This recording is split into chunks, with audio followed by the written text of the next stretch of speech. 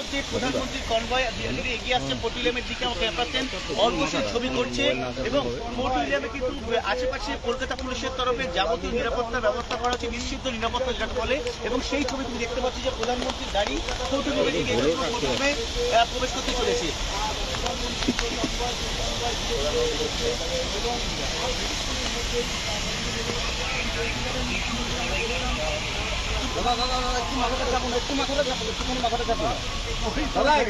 ছবি দেখছো যে প্রধানমন্ত্রী কনভয় এবং প্রধানমন্ত্রী কিন্তু পূর্বাঞ্চলীয় সেনার সদর দপ্তর ফোর্ট উইলিয়ামে প্রবেশ করলেন প্রধানমন্ত্রী।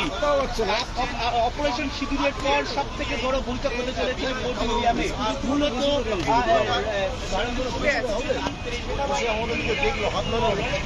একাধিক বিষয় প্রধানমন্ত্রী এই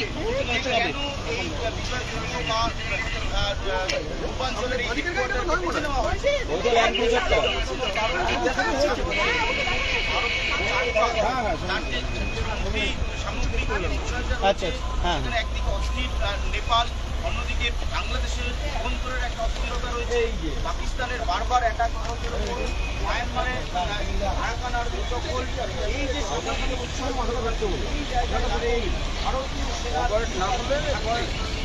ভারতীয় আগামী দিনে বর্ডার এলাকা অর্থাৎ বর্ডার নেই এই সমস্ত অঞ্চল এবং দেখো যেটা মূলত মনে করা হচ্ছে যে অপারেশন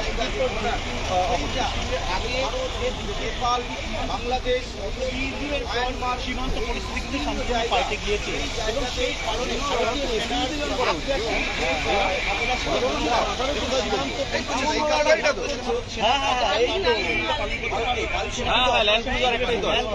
এই যে ছবিটা এবং